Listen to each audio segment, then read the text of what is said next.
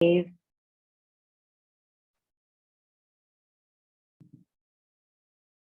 बार home का उच्चारण करते हैं। ओ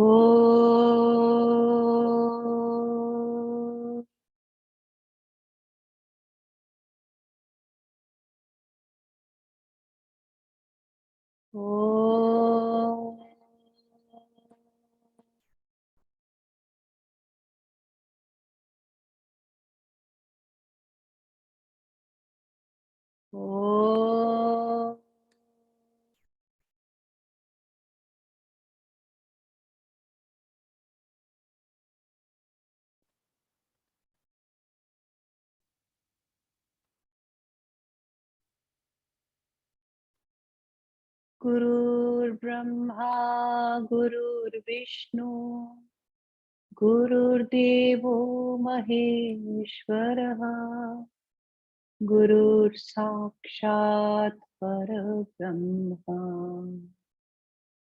तस्मै श्री गुरवे नमः।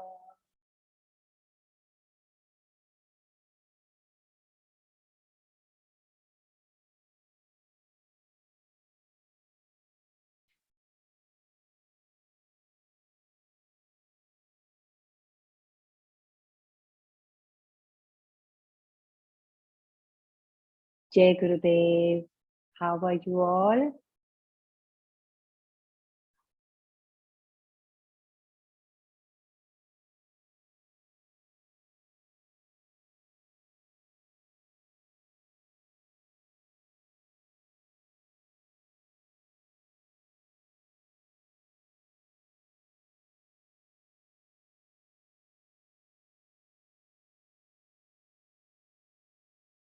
तो वशिष्ठ जी राम जी को अपना दिव्य अनुभव उन्होंने सुनाया, कैसे कैलाश पर्वत पर स्वयं शिव भगवान के दर्शन पाए और उनसे ईश्वर का रूप स्वरूप जाना, समझा, ईश्वर की पूजा कैसे की जाती है। तो वशिष्ठ जी ने कहा, तब से मैं बस जैसे प्रभु ने मुझे बताया मैं वैसे ही पूजा कर रहा हूं निरंतर। शिव भगवान ने कहा, पहले तो हम सबको ये याद रखना है, पूजा तभी होगी जब अपने शरीर को मैं मानना जब बंद कर देंगे। सबसे पहले शिव भगवान कहते हैं हमें कि अपने को शरीर मात्र समझना छोड़ना होगा। मेरी पूजा करने के लिए तुम्हें अपने स्वरूप को जानना है। अपने स्वरूप को जानना ही मेरी पूजा है। जब तुम उस आत्म स्वरूप को जान जाओगे तब परमात्मा को जान जाओगे। ऐसी आराधना, ऐसी पूजा से प्रभु प्रसन्न होंगे। प्रभु को प्रसन्न करने के लिए हमें ये सांसारिक पदार्थ पूरे नहीं पड़ते। हम सोचते हैं हमने सांसारिक पदार्थ प्रभु को अर्पण कर दिए, पर वो संसार ही प्रभु का बना हुआ है। सब कुछ तो प्रभु ने दिया है, हम क्या दे रहे हैं प्रभु को। तो प्रभु ने कहा, तुम्हारे अंदर ये जो आत्मा का प्रकाश जब जागता है और उस प्रकाश के रहते रहते तुम अपने जीवन को पल पल जियोगे, वो मेरी सच्ची पूजा है, वो मेरी सच्ची आराधना है। ध्यान ही मेरी पूजा है और कुछ पल का ध्यान भी जन्मों के सत्कर्मों के बराबर है। इतनी शक्ति है ध्यान में। और ध्यान कैसे करना है कि प्रभु के स्वरूप को याद करते हुए कि प्रभु हर जगह व्याप्त है। मेरे हर पल में साक्षी स्वरूप उस प्रभु को मैं याद करता हूं। वो प्रभु जिनकी कोई सीमा नहीं, जो कोई काल स्थान में सीमित नहीं है, उन्होंने कहा ये जो ध्यान की क्रिया है ये मेरी पूजा है। जितने समय तुम ये ध्यान कर सकते हो तुम मेरी पूजा कर रहे हो। और ये फिर भी ये पूजा भी मेरी बाह्य पूजा है, जैसे हम बाहर रहकर अपने से जो पूजा कर रहे हैं, इससे भी शक्तिशाली मेरी पूजा का मार्ग मैं तुम्हें बताता हूँ, जिसको मैं कहता हूँ मेरी आंतरिक पूजा, अंतर मन से जो मेरी पूजा है। वो इस स्थिति में, ध्यान की स्थिति से आगे जाते हुए हर पल उस स्थिति में रहना, चाहे सोते हुए, चाहे जागते हुए, चाहे सपने देखते हुए, प्रभु का होना उस सजगता में बने रह पाना, चौबीसों घंटे एक एक सांस के साथ हम प्रभु को ही जिए। चाहे हमारे दुख के दिन है तो दुख भी प्रभु का दिया हुआ है, सुख के दिन है तो आभार प्रभु को ही प्रकट कर रहे हैं। अपनी बीमारी में, अपने सुख में, अपने दुख में, अपने वैभव में, अपने गुणों में, अपने अवगुणों में केवल प्रभु का ही अनुभव होना। तो मेरी सच्ची पूजा तो मेरी इस सर्वव्यापी, मेरे इस प्रकाश को पहचानने से होगी, इसको जानने से होगी। इसमें अपने जीवन के बहाव को देखते हुए, फिर जैसे नदी का बहाव होता है, हम गंगा जी के पास जाते हैं ना, उसके तट पर बैठ जाते हैं, कोई भी कंडीशन नहीं लगाते, बस गंगा जी को देखते ही हम तृप्त हैं, उनके बहाव को देखते हुए ही हम मस्त हैं, ध्यान में हैं। ऐसे ही अपने जीवन को जीना है। जीवन में जो भी हो रहा हो, जीवन का बहाव कैसे भी प्रभु दे रहे, दिखा रहे हैं, शुभ अशुभ, प्रिय अप्रिय, एक इतनी से भी कोशिश न करो इस बहाव को बदलने की, जीवन को बदलने की। कुछ नहीं करना, साक्षी भाव में स्थित हो पाना, ये सबसे बड़ी हमारी परीक्षा होती है। जो हो रहा है, मैं जहां हूं उसी में मैं रह पाऊं। नहीं तो हमारा मन कैसा है ना, मन मानता नहीं। हम सोचते हैं हम करेंगे तो होगा, हमें ये करना पड़ेगा, वो करना पड़ेगा। लेकिन जो भक्त होता है वो क्या कहता है, अरे प्रभु ने जो, जैसे जीवन की मेरी नैया को प्रभु चलाना चाहते हैं, चला रहे हैं। तो ऐसे अपने जीवन की नदी के प्रवाह को बिना अपना प्रयास किए हुए, साक्षी बनकर हर समय, हर भाव में, अभाव में मुझको ही देखो, वो मेरी सच्ची पूजा है, वो मेरी आंतरिक पूजा है। और ऐसा पूजा करते करते तुम देखोगे तुम हमेशा समभाव में स्थित हो जाओगे। ऐसे व्यक्ति जो होते हैं उन्हें किसी से न प्रेम है, न किसी से द्वेष है, ना वो किसी चीज को देखकर बहुत खुश होते हैं, ना वो किसी अवस्था में बहुत दुखी होते हैं। समभाव आ जाना, समाधन ऐसा धन है जो केवल ऐसी पूजा से ही मैं प्रसाद के रूप में दूंगा। तो वशिष्ठ जी ने कहा, इसलिए जब से मैंने प्रभु का वो दर्शन पाया राम जी, मैंने अपनी पूजा को मैंने बदल दिया। अब मैं ऐसी ही पूजा करता हूं। कैसी पूजा? जो मेरा दिन है, जो मेरी रात है, जैसा मेरा जीवन है, उन सब पलों को मैं जीते हुए, वही मेरी पूजा है। वो मैं एक एक पल प्रभु को अर्पण करता जाता, सजग होकर पूरी तरह प्रभु के प्रति जागृत हो पाना, ये प्रभु की सच्ची पूजा है। और वशिष्ठ जी ने कहा, जैसे बच्चे को नहलाओ धुलाओ और फिर वो जाकर मिट्टी में अगर खेलता है तो उसके कपड़े गंदे हो जाते हैं। तो जीवन में अगर हम चाहते हैं कि प्रभु का ही अनुभव बना रहे, तो ऐसे कर्मों से बचना जो तुम्हें संसार में वापस खींच के लेके आएंगे। जिन कर्मों को करते हुए मन में राग और द्वेष पैदा होता है, जिन कर्मों में, जिन परिस्थितियों में रहते हुए ये लगता है ये मेरा है, ये मुझे कब मिलेगा, ये तुम्हारा है, जब हम ऐसे एक दूसरे को अलग अलग देखते हैं, ऐसा जीवन न जीना। वो क्या है? वापस मिट्टी में खेलना। इतनी बड़ी चीज पाने के बाद कौन चाहता है उस जीवन में वापस जाना जहां पल पल सुख दुख के झूले में झूलते रहते हैं, कहीं विश्राम नहीं मिलता। तो वशिष्ठ जी ने कहा, मैं अब प्रभु की ऐसी पूजा करता हूँ श्री राम।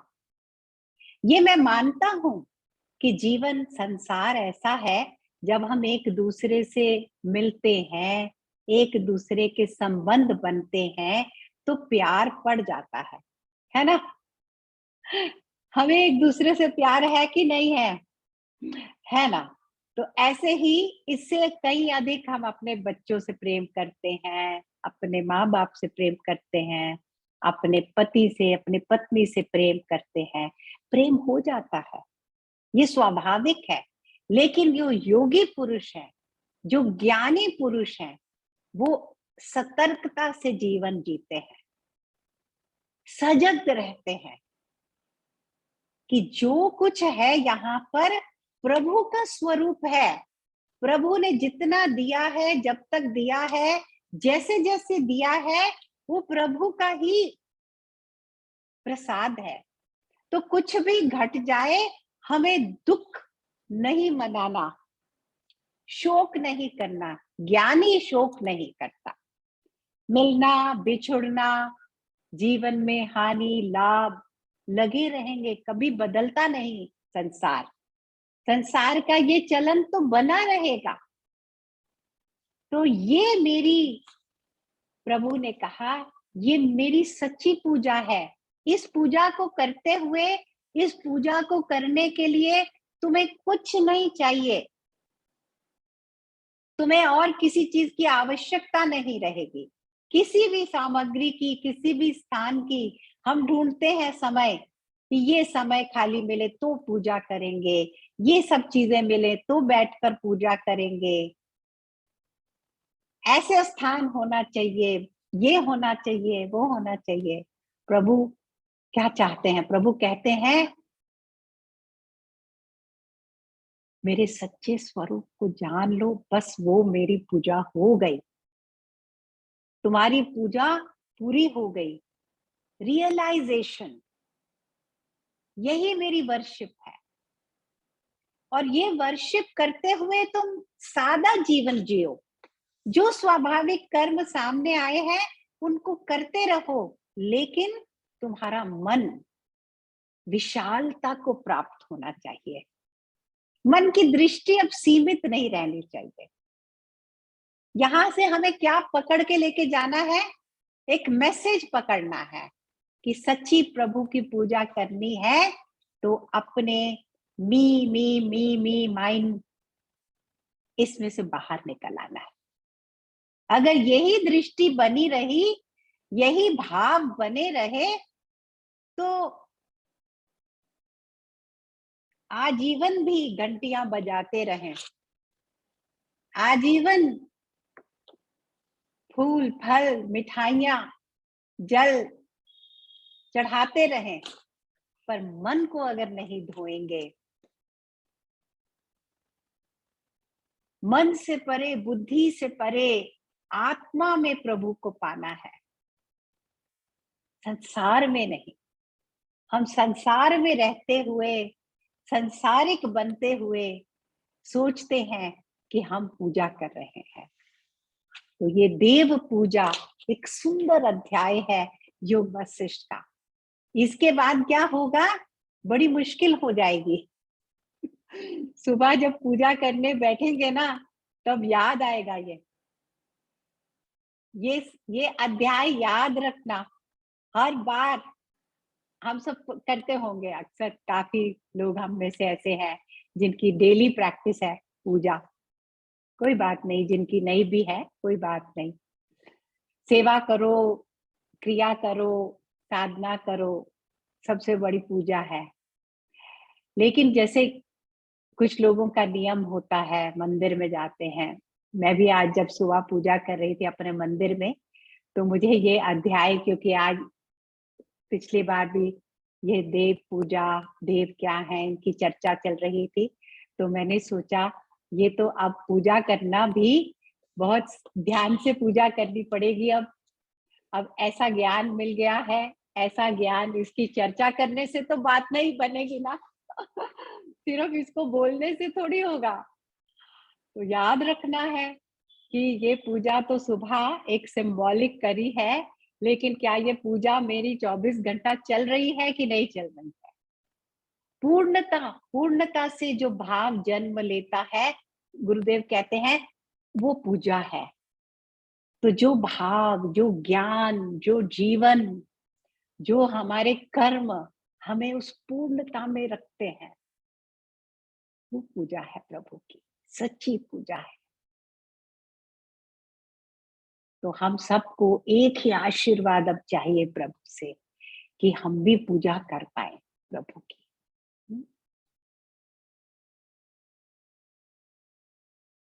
ऐसे करने से देखा है, जो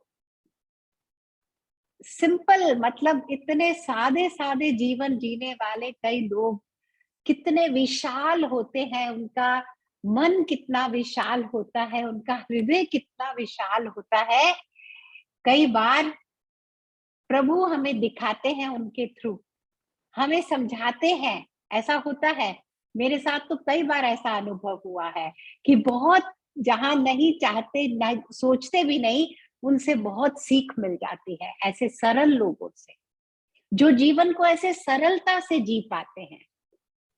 हर समय जिनको हर जगह से केवल प्रभु ही प्रभु का संकेत मिलता है, प्रभु का ही मैसेज मिलता है, प्रभु का ही प्रभु की इच्छा ही जो देखते हैं। अपनी इच्छाएं, अपने आग्रह सब छोड़कर बैठ गए हैं। जो हम प्रभु के पास भी अपनी आग्रह लेकर बैठते हैं, अपनी इच्छाओं को लेकर बैठते हैं।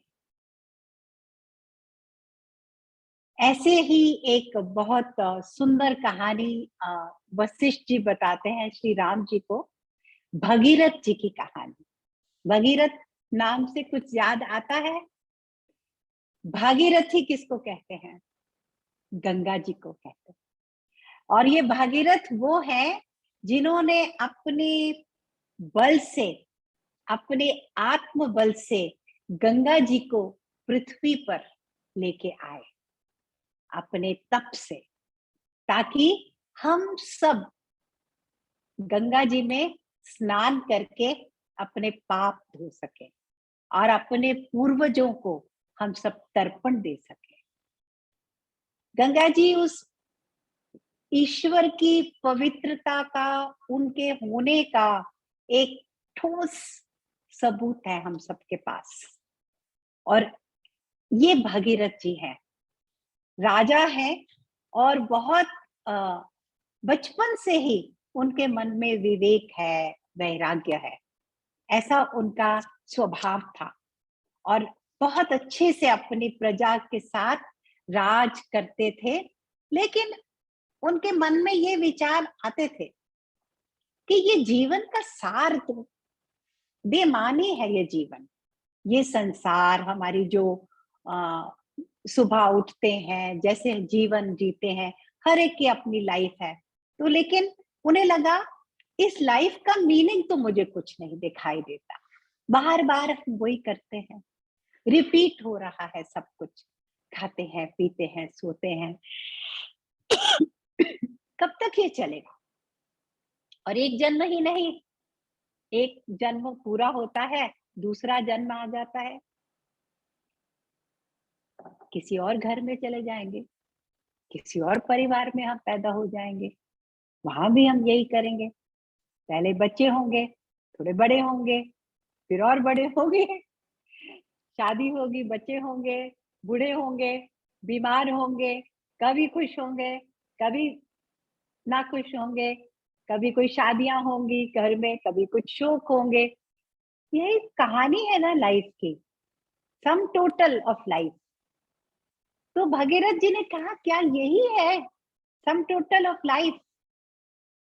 हम इसमें जीते जीते, इसको देखते, इसमें उबते उबते, इसमें परेशान रहते हुए भी कभी कभी ये क्वेश्चन ही नहीं कर पाते अपने से, क्या मेरे जीवन का यही बस सार है कि मैं ये निस्सार संसार में निस्सारता के साथ बना हुआ हूं और बना रहूंगा, बार बार आता रहूंगा। तो भगीरथ जी ने अपने गुरु को याद किया। उनके गुरु का नाम था त्रितल। उनसे कहा कि मेरे को बताइए गुरुदेव, कैसे इस बार बार होने वाले इस यंत्र मात्र संसार से पीछा छूट सकता है, कैसे मैं आत्मज्ञान को पा सकता हूं? तो गुरु ने कहा यहाँ आत्मा का ही सच्चा अस्तित्व है। तुम आत्मज्ञान में रहो। तुम संसार को देख रहे हो, इसलिए कह रहे हो यहाँ सब कुछ बार बार हो रहा है, तुम सबको नहीं पकड़ रहे हो। तो भगीरथ जी ने कहा ये सब हमारे लिए हो रहा है।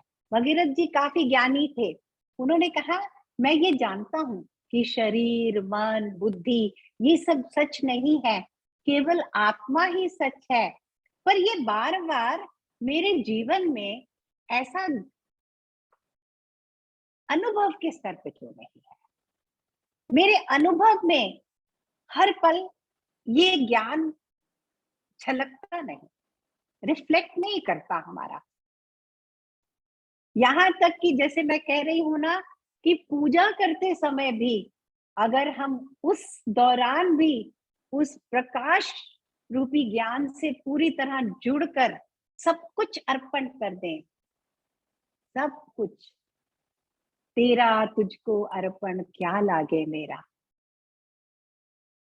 पर होगा कैसे? भगीरथ जी ने कहा, तब उनके गुरु ने कहा बुद्धि में केवल ज्ञान होना ज्ञान नहीं होता।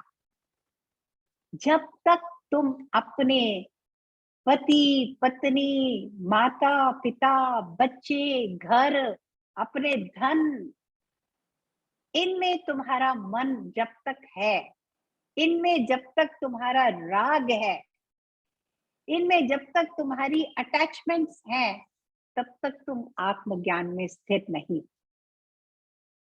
ये ज्ञान है, केवल ये ज्ञान है, बाकी सब अज्ञान ही है। जीवन के हर पल में समभाव से रह पाना, सुख आए, दुख आए, बीमारी आए, तकलीफ हो, उसमें भी बिना आसक्ति के, बिना किसी आशा के, बिना निराशा के समभाव से रह पाओ, तो तुम समझना कि तुमने ज्ञान को पाया है। तो ये ऐसा क्यों नहीं हो पाता? ये इसलिए नहीं हो पाता। उनके गुरु ने कहा कि हम सब अहम भाव में बंधे हुए हैं। क्योंकि जब तक अहम भाव में हम बंधे हुए हैं, तब तक ये बंधन हमारे नहीं छूट सकते, ये अटैचमेंट्स नहीं छूटती। तो अहम भाव को हमें गलाना है, हमारा अहम भाव गल जाना चाहिए। अगर हमें ज्ञान, जीवन में ज्ञान का प्रकाश चाहिए, हमें वैसा जीवन अगर चाहिए जो ज्ञानी पुरुषों का जीवन होता है। हम अगर केवल ये कहें कि नहीं हम जैसे हैं अच्छे हैं, हमें कुछ नहीं चाहिए, तो भी ठीक है। लेकिन अगर आप अच्छे हो तो क्या आप हर समय अच्छे हो?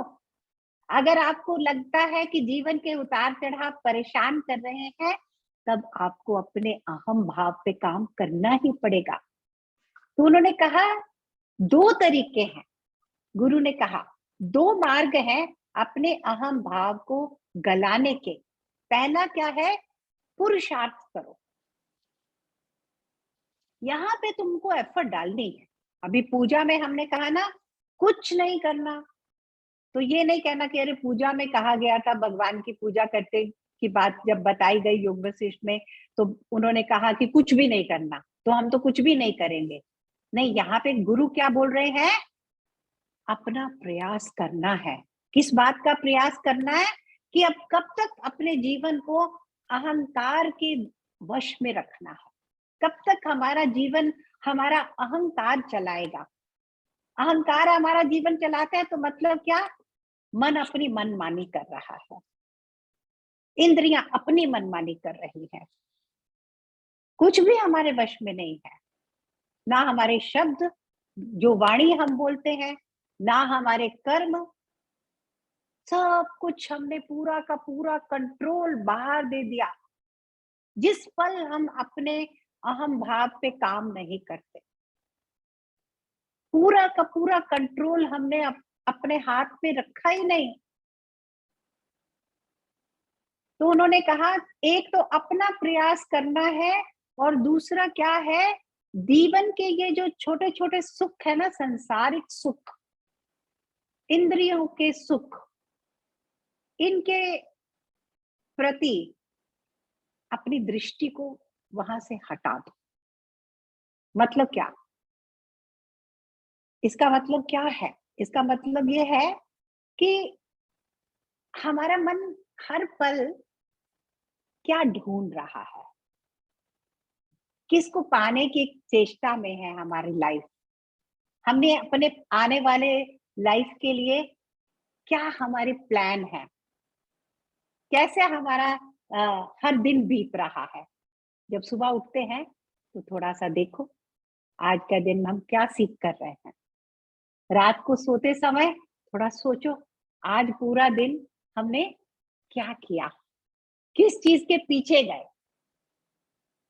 किस चीज को हमने छोड़ दिया। तो गुरु ने कहा तुमको ये इंद्रिय सुख, सांसारिक छोटे छोटे सुख जो आज है कल नहीं होंगे, उनके पीछे नहीं जाना है। उनके प्रति अपने मन को वहां से हटा लेना है, मोड़ दो अपने मन को वहां से। जैसे भगवान कृष्ण ने भी कहा जो योगी है वो संसार जब जाग रहा होता है तब योगी सो रहा होता है। सारा संसार इसी में जागा हुआ है ना, ये चाहिए वो चाहिए, ये सुख मिल जाए, वो धन इकट्ठा कर लूं, वो वैभव पालूं। यहाँ योगी पुरुष नहीं जागते, उन्हें यहाँ कुछ नहीं चाहिए। अगर तुम ये त्याग कर सको, गुरु ने कहा अगर तुम ये त्याग कर सकोगे तो धीरे धीरे तुम्हारा अहम भाव गल जाएगा। धीरे धीरे, केवल इतना करने से अहम भाव गल सकता है। सोचो कितना, कोई मुश्किल काम नहीं बताया जा रहा, केवल इतना करने से ही अहम भाव गल सकता है।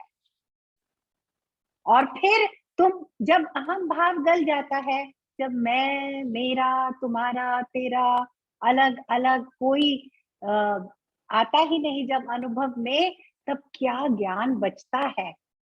तब हमें क्या चीज किस चीज को हम तब जानते हैं, किस चीज को तब हम ढूंढते हैं, किस चीज को तब हम पाते हैं, वो आत्मज्ञान है। तब आत्मज्ञान मिलता है। पहले क्या बताया गुरु ने? जब तक तुमको भाई बंधु, माता पिता, बच्चे, पति पत्नी, अपने घर, अपने वैभव, अपनी पोजीशन, इनमें जब तक मन फंसा हुआ है तब तक आत्मज्ञान नहीं मिलेगा। दूसरा, जब तक अहम भाव नहीं गलेगा, तब अपने गुरु की ये बातें सुनकर भगीरथ जी ने क्या किया। देखो, हम बहुत दिनों से सुन रहे हैं ना योग वशिष्ठ ज्ञान। राम जी के गुरु वशिष्ठ जी, मतलब किसके गुरु? हम सबके गुरु। आदि गुरु, गुरु तत्व, हम उनका कितने दिन से ज्ञान सुन रहे हैं। भगीरथ जी ने इतना सुना, बस जितना अभी हमने सुना, भगीरथ जी ने इतना सुना और क्या किया, सब चीजों को त्याग दिया। अपने धन दौलत, अपने राजपाट, उन्होंने कहा अब मुझे ये सब चाहिए ही नहीं, सांसारिक सुख कुछ नहीं चाहिए, अब मैं केवल उस प्रभु को ढूंढूंगा, उस आत्मा को पाऊंगा, उसके लिए ही प्रयास करने के लिए अब मैं अपना जीवन व्यतीत करूंगा। और अपना राजपाट उन्होंने किनको दिया? देखो ये सब ना बड़ी सुंदर बातें हैं, पल पल याद रखने वाली बातें हैं। भागीरथ जी ने अपने दुश्मनों को अपना राजपाट दिया। त्याग की वो पराकाष्ठा में पहुंच जाना। हम क्या कहते हैं, बस यही छोड़ जाना है, अब तो हमारी उम्र हो गई, और क्या करते हैं, एक एक एफडी में, एक एक प्रॉपर्टी में बच्चों के नाम लिखाते हैं, विल लिखते हैं। अरे जाने के बाद सब मेरे परिवार में ही पड़ा रहना चाहिए ना, कोई बाहर का आके एक चीज, एक पैसा कैसे ले जाएगा मेरा। अपना धन अपने को ही, अपनों को ही देना है हमको, कोई बात नहीं। अभी हमसे होगा नहीं ना भगीरथ जी जो कर पा रहे हैं, भगीरथ जी तो गंगा जी को ले आए ना। तो घबराने की जरूरत नहीं है। लेकिन कहानी है, कहानी भी नहीं है, बहुत बड़ा संदेश है, बहुत बड़े ज्ञान के मंत्र हैं ये। इनको आज सुनेंगे तो कभी ना कभी तो काम आएंगे ना हमारे। तो देने लगे तो उन्होंने ये नहीं देखा कौन आगे है, बस दे डाला, सब कुछ बांट दिया। जब अपना कुछ नहीं रखना तो अपनों को भी नहीं रखना उस समय। जब त्याग करने लगो तो जैसे कहते हैं ना, जब समय ठीक होता है तो लोहार क्या करता है, जोर से हथौड़ा मारता है। अब ये लोहा नरम पड़ गया, इसको पूरी तरह से अपने मन अनुसार बर्तन बना पाऊंगा, तो वो क्या एक जोर की लगाते हैं। तो ऐसे ही जब ज्ञान और ये ऐसा भाव जब मन में जागे कि अब हम भी विवेक और वैराग्य में जीवन जिएंगे, तो फिर कसर न छोड़ना कोई। उस समय कोई कंजूसी नहीं, उस समय कोई अपना नहीं। तो भागीरथ जी ने अपने दुश्मनों को अपना सब कुछ दे डाला और एक छोटा सा लंगोट पहनकर निकल पड़े। क्या करे, खूब देर तक उन्होंने ऐसी जगहों पे विचरण किया जहां कोई उन्हें नहीं जानता था। कभी कभी ये बड़ी सुंदर प्रक्रिया है, गुरुदेव भी कहते हैं ना, अज्ञातवास मेरा। हम वहां रहना चाहते हैं, जब कोई हमें जाने, सब लोग हमें जाने, वहां हम खुश रहते हैं, अपने लोगों के बीच में हम खुश रहते हैं। एक फॉल्स सिक्योरिटी हमने अपने लिए बना ली है। जो योगी पुरुष होते हैं, साधु पुरुष होते हैं, वो वहां जाकर रहते हैं जहां उनको कोई नहीं जानता। वो कितने ज्ञानी हैं ये भी नहीं कोई जानता।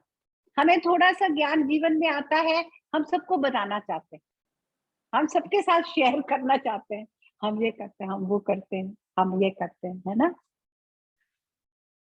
खुद नहीं करते तो चाहते हैं कि कोई फैमिली मेंबर ही बता दे औरों को हमारी बातें।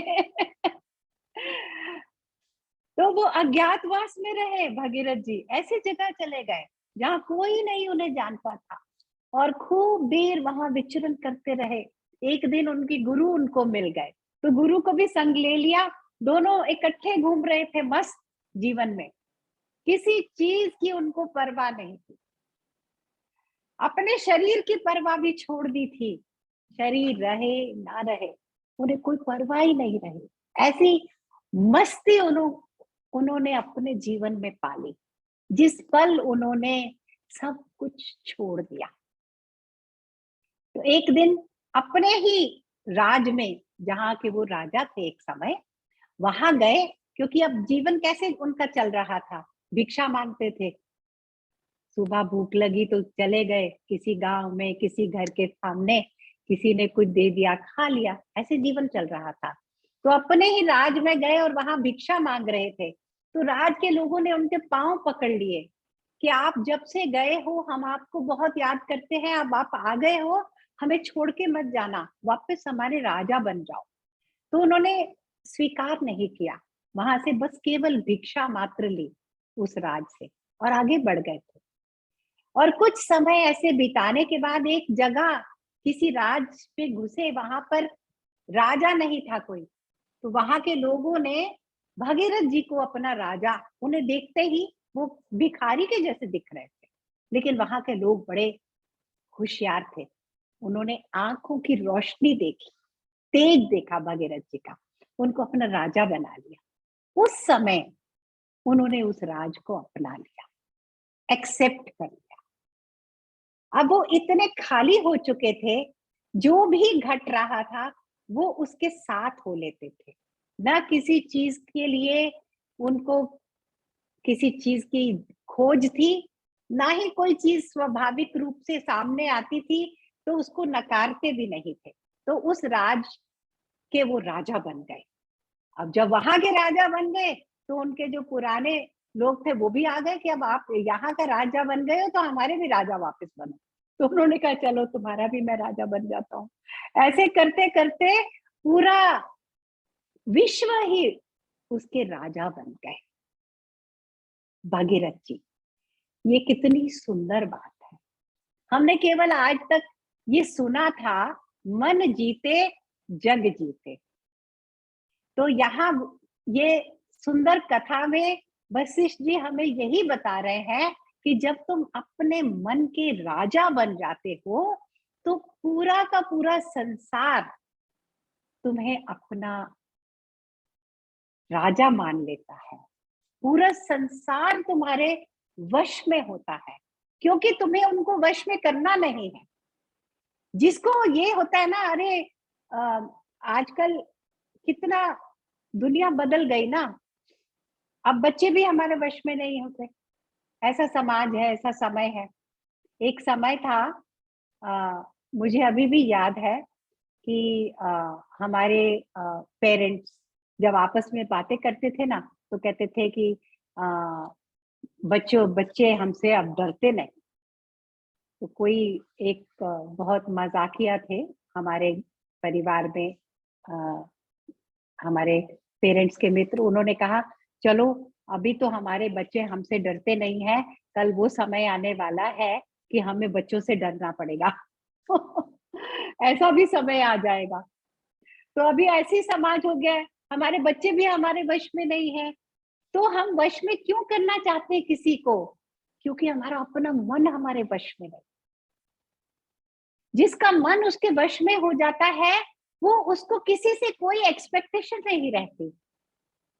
कोई आपके साथ चले, कोई आपकी बात माने न माने, एक पल भी आपके मन में न क्रोध जागे किसी चीज को लेकर। बार बार पता है हमारे टेस्ट होते रहते हैं, बार बार हमें लगा हम बहुत ठीक बात कर रहे हैं लेकिन हमारी बात नहीं मानी गई, या किसी ने हमें बिना कारण कोई ब्लेम कर दिया, बिना कारण। तो ये पल पल पल पल जीवन में हमें पूजा अगर करनी है, अगर हम चाहते हैं ना कि आज से हम भी पूजा करेंगे, देव पूजा करेंगे, तो ये देखना है कोई राग, कोई द्वेष, कोई लोभ, कोई किसी बात को लेकर क्रोध, कुछ भी अच्छा कुछ भी बुरा, यहाँ कुछ नहीं ऐसा। तो फिर भागीरथ जी अब पूरे विश्व के राजा बन चुके थे। तो एक बार उन्हें किसी ने बताया कि अगर तुम अपने, क्योंकि उन्होंने अब पूरे संसार के लिए वो एक अनमोल रत्न बन चुके थे। ऐसे व्यक्ति, ऐसे महापुरुष का होना ही बहुत होता है। वो है तो ये संसार चल रहा होता है उनके होने से। तो उन्हें किसी ने बताया कि अपने पूर्वजों के लिए कुछ करो। अब तुमने इतने लोगों का कल्याण करते हो, इतने लोगों को संभालते हो, लेकिन जो तुम्हारे लोग जो जा चुके हैं, शरीर छोड़ चुके हैं, जिस लोक में वो वास कर रहे हैं, वहां भी उनको भी हमारी मदद की आवश्यकता है। उनके प्रति भी हमारे कर्तव्य है। तो क्या कर सकते हैं? तो उन्होंने कहा कुछ पवित्र चीज से उनको तर्पण करने से वो तृप्त हो जाते हैं। तो उन्होंने कहा सबसे पवित्र तो जो शिव भगवान ने अपने जटा में जिसको धारण कर रखा है, गंगा जी है। गंगा जी इसलिए पवित्र है, उनको शिव भगवान अपनी जटा में स्थान दिए हैं और विष्णु भगवान के चरणों को धोते हुए वो पहुंची है, सबसे पवित्र है। तो भागीरथ जी ने घोर तप किया, इतना ज्ञान, इतना सब उनके अंदर, इतना आत्मबल आ चुका था, अपने गुरु की बातों को अपने जीवन में उतारते उतारते आज भागीरथ इतने प्रतिभाशाली हो गए कि असंभव काम भी उन्होंने कर पाए। तो ज्ञान हमें ये शिक्षा देता है, तुम्हारे लिए कुछ असंभव नहीं रहेगा। तुम्हारे अंदर इतनी शक्ति आ जाती है, तुम्हारे अंदर इतना सामर्थ्य पैदा हो जाता है। एक पल भी अगर हम सच्चे भाव से ईश्वर की पूजा कर सके, उस ईश्वर की पूजा करते ही हम उस ईश्वरीय शक्ति, उन गुणों के भागीदार बन जाते हैं। तो ऐसे भागीदारी भगीरथ जी ने पाई, अपने जीवन को बदल कर, अपने जीवन में इस सारी शिक्षा को पूरी तरह से अपने जीवन में उतारा उन्होंने और घोर तपस्या की और गंगा जी को यहाँ आना पड़ा। तो इसीलिए उनके नाम से गंगा जी का एक नाम भागीरथी पड़ा। तो वशिष्ठ जी ने ये कथा राम जी को सुनाई और कहा कि कितनी शक्ति है जब हम उस आत्मा का दर्शन करते हैं, उस आत्मा की ही पूजा करते हैं, उस आत्मा को ही खोजते हैं, उसे ही पाना चाहते हैं।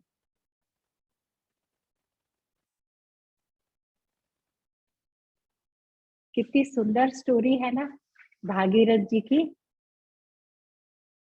कि अपने जीवन में एक पल में उन्होंने सब त्याग किया, ऐसे अपनी झोली को ऐसे झाड़ दिया, अपने लिए कुछ नहीं रखा। क्योंकि ज्ञानी है ना, बहुत इंटेलिजेंट है, उन्हें पता है कि जब ईश्वर चाहता है हमें यहाँ से उठाना, तो एक तिनका भी साथ नहीं लेके जा सकता, कोई नहीं लेके जा सकते। ऐसा ही प्रभु का विधान है। तो जब तक मेरा शरीर बना है, तब तभी पहले क्यों ना छोड़ दूं। जो शरीर, धन, परिवार रहते रहते सब त्याग करने की जिसके अंदर शक्ति आ जाती है, उससे बड़ा शक्तिशाली कोई नहीं। तो इस सर्व त्याग से, अपने अहम भाव के त्याग से आत्मा का दर्शन होता है, आत्मा को पा सकते हैं। जिसे जिसको ऐसा लाभ मिल जाता है, वो असंभव काम भी कर पाता है। उसके लिए जीवन में कोई सीमाएं नहीं, सारी सीमाओं से परे ऐसे लोक में वो विचरण करता है।